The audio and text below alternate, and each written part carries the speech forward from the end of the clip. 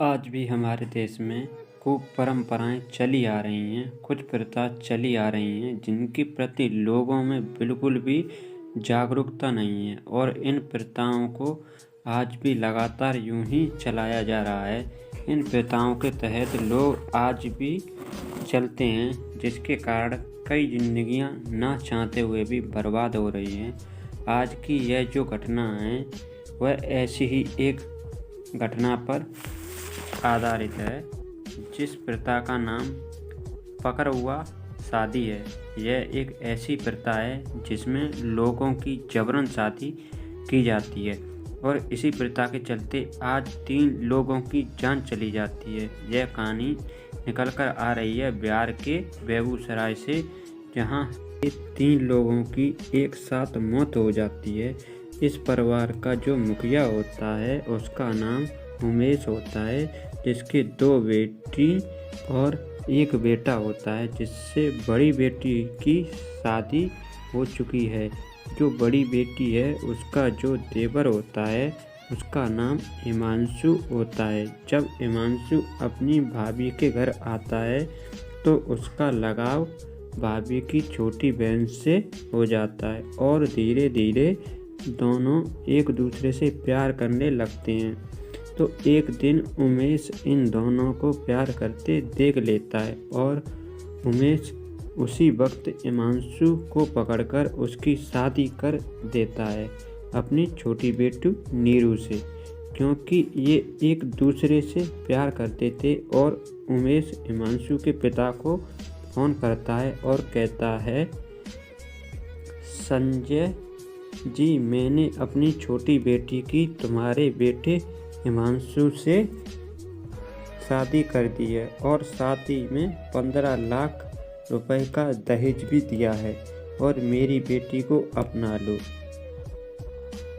तो संजय कहता है, ऐसा नहीं हो सकता, वह इस शादी को स्वीकार नहीं कर सकता और साफ मना कर देता है।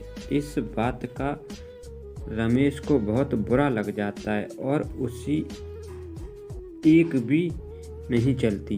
धीरे धीरे कुछ समय बीतता है तो क्या होता है कि जो संजय होता है वह अपने बड़े बेटे की शादी कर रहा होता है। तो उमेश सोचता है कि यही मौका है यह बात रखने का, क्योंकि वहाँ पर सभी रिश्तेदार जो होंगे तो मैं वहाँ पर अपना दबाव बना लूँगा। तो वह अपनी बेटी को और अपने बेटे को लेकर उमेश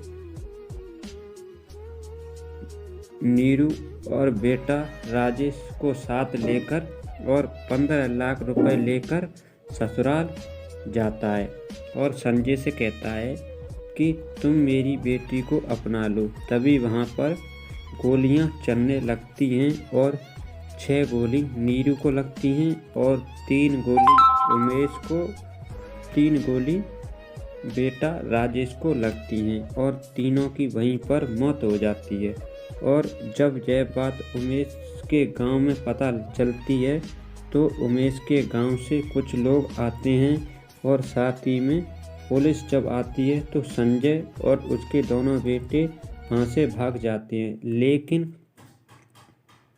तभी उमेश के गांव वाले न्याय के लिए धरना करने लगते हैं और संजय और उसके बेटे भी जांच जारी होती है और उनको पकड़ने की पूरी कोशिश की जा रही थी। तभी पुलिस उनको ढूंढ निकालती है और तीनों को जेल भेज देती है और इसी प्रथा के कारण इन तीनों की मौत हो जाती है। अगर यह प्रथा ना होती तो यह तीनों आज जिंदा होते।